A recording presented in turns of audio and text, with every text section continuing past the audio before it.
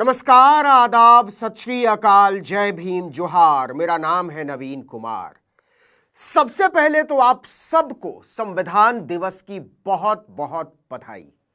26 नवंबर 1949 भारतीय इतिहास की सबसे महत्वपूर्ण तारीखों में से एक है, क्योंकि इसी दिन संविधान सभा की अंतिम बैठक हुई थी।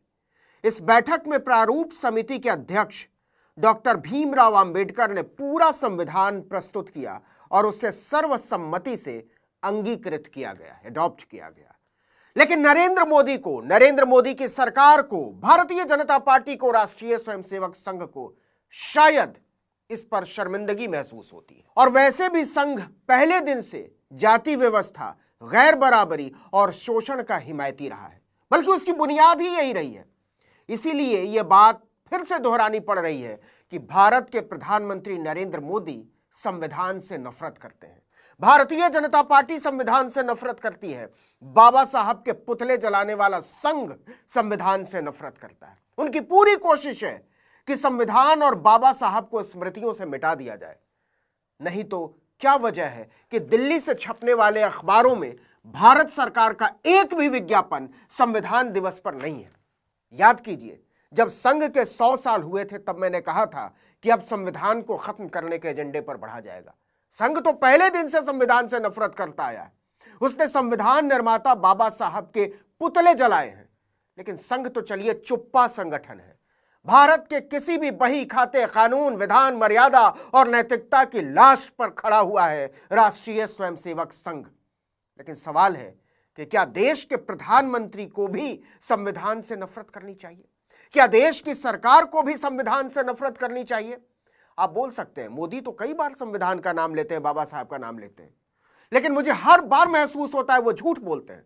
दिल से वो संविधान से नफरत करते हैं, क्योंकि जो संविधान से प्यार करेगा वो मनुष्यता, भाईचारा और समानता से नफरत नहीं कर सकता।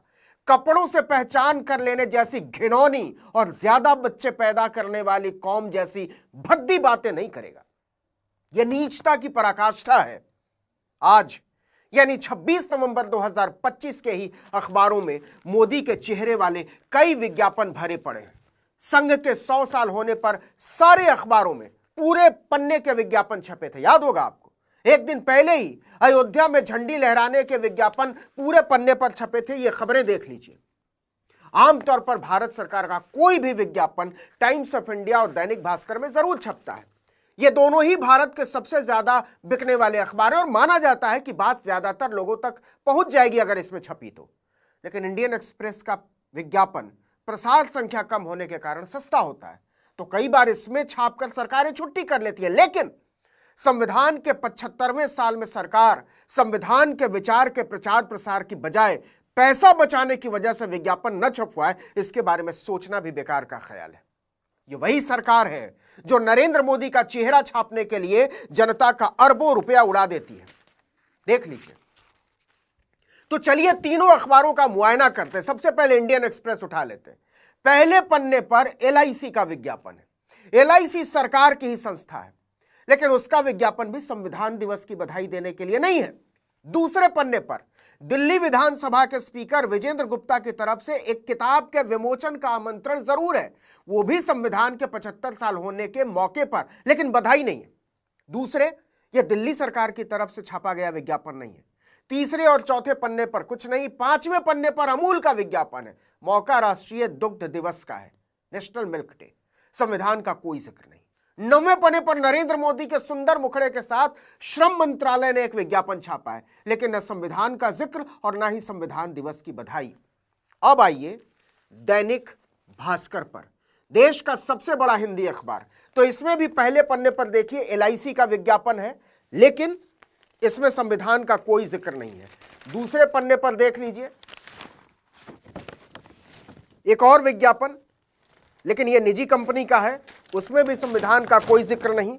एक विज्ञापन देख लीजिए राष्ट्रीय दुग्ध दिवस पर है, लेकिन इसमें भी हालांकि ये सरकार का नहीं है, कोई विज्ञापन नहीं।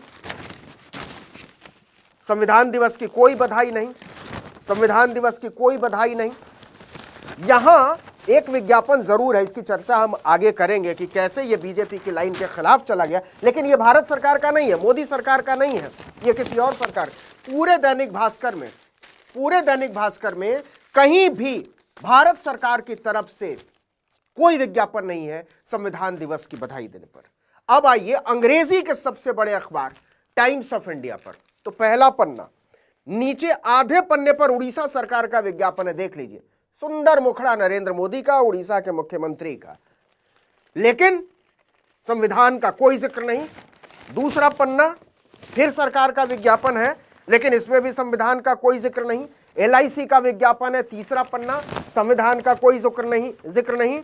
नरेंद्र मोदी का एक बार फिर से लेबर कोड पर विज्ञापन है श्रम मंत्रालय का, जिसका जिक्र हमने किया था, इंडियन एक्सप्रेस ने भी छापा है, संविधान का कोई जिक्र नहीं। एक और सरकारी विज्ञापन EPFO का, श्रम मंत्रालय का, फिर से, लेकिन कहीं भी जैसे लगता है कि संविधान इनके लिए कोई मतलब रखता ही नहीं।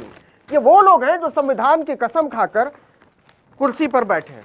कहीं भी एक बार फिर से देखिए अमूल का विज्ञापन, पूरे विज्ञापन पर नजर डालिए, नेशनल मिल्क डे पर, संविधान का कोई जिक्र नहीं है, संविधान का कोई जिक्र नहीं। पूरे पन्ने, पूरे अखबार में, ये टाइम्स ऑफ इंडिया है, ऐसा नहीं लगे आपको कि मैंने कोई पन्ना छुपा लिया है, ये पूरा पन्ना, ये 15वां पन्ना हो गया, ये 16वां पन्ना, कोई जिक्र नहीं, 17 पन्ना कोई जिक्र नहीं, 17वां पन्ना कोई जिक्र नहीं, 18वां पन्ना, 19वां पन्ना, संविधान का कोई जिक्र नहीं, ये आखिरी, और इसके बाद ये कहीं संविधान दिवस की, संविधान सभा, संविधान की शुभकामना, इस बात का कोई जिक्र पूरे अखबार में कहीं है ही नहीं। और ऐसा नहीं है, ये कैसे संभव है? ये तभी संभव है जब वाकई सरकार चाहे कि संविधान को स्मृतियों से ओझल कर देना है। यह कोई चूक का मामला नहीं है। तो आखिर क्या वजह है कि भारत सरकार का कोई भी मंत्रालय संविधान दिवस पर बधाई और शुभकामना देते हुए नजर नहीं आना चाहता है? वो भी तब जब संविधान के 75 साल हुए। कायदा तो यह कहता है कि अखबार संविधान की प्रस्तावना और उसकी शिक्षाओं से रंगे होने चाहिए, परिशिष्ट निकाले जाने चाहिए। इससे बड़ा त्योहार संविधान की स्थापना से एक लोकतंत्र के लिए क्या हो सकता है? इससे बड़ा जश्न किस मौके पर मनना चाहिए? लेकिन नरेंद्र मोदी एंड कंपनी के लिए संविधान उसके रास्ते की अड़चन है। केंद्र सरकार में, सुनिएगा, बाकायदा एक सामाजिक न्याय और अधिकारिता मंत्रालय है, सोशल जस्टिस एंड एम्पावरमेंट। इस मंत्रालय में 3 मंत्री हैं, तीनों बहुजन, डॉक्टर वीरेंद्र कुमार, रामदास अठावले और BL वर्मा। रामदास अठावले तो RPI चलाते हैं, बाबा साहब ने स्थापना की थी। तीनों बाबा साहब और संविधान के नाम पर जनता की छाती पर नाच रहे हैं, माफ कीजिएगा, लेकिन संविधान दिवस पर बधाई छपवाने में इन्हें शर्म आती। हां, हरियाणा सरकार ने एक टुन्नू सा विज्ञापन अंदर के पन्ने पर जरूर दिया, जिसका मैं जिक्र कर रहा था। इसके लिए नायब सिंह सैनी हो सकता है पछता रहे हो, क्योंकि यह मोदी और संघ की लाइन के खिलाफ चला गया। देश का प्रधानमंत्री ही संविधान को धूर्त निगाहों से देखता है, तो उसके गुलामों की तरह काम करने वाले अंतरी, मंत्री, संतरी की औकात क्या है? कितने शर्म की बात है कि संविधान की शपथ लेकर बादशाहों की तरह गरीब लोगों का खून चूसकर हजारों करोड़ के विमान में उड़ने वाले, विशाल बंगलों में रहने वाले, हवेलियों में रहने वाले, सैकड़ों नौकर चाकर का सुख भोगने वाले, फ्री का तरमाल उड़ाने वाले संविधान से इतनी नफरत करते हैं। संविधान के 75 साल पर संविधान और बाबा साहब से मोदी की घृणा फिर से बेनकाब हो गई। ये लोग आदमी और आदमी को बराबर मान ही नहीं सकते।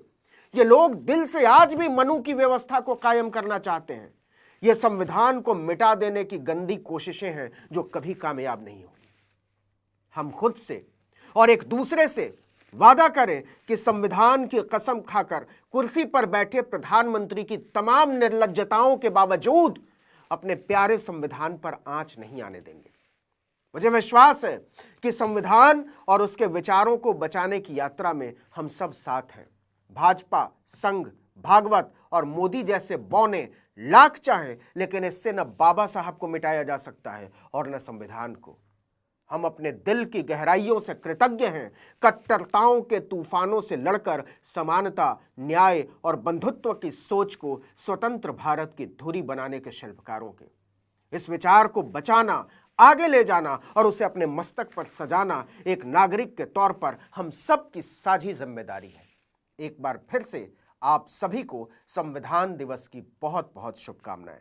इस वीडियो में इतना ही, लेकिन अगर आपने आर्टिकल 19 इंडिया को अब तक सब्सक्राइब नहीं किया तो फौरन कर लीजिए, बेल आइकॉन दबाइए, घंटी जैसी आकृति लाइक कीजिए और कमेंट करके बताइए हमारा वीडियो आपको कैसा लगा। हमारा ट्विटर हैंडल है article19_India और मेरा ट्विटर हैंडल है नवीन जर्नलिस्ट। नमस्कार।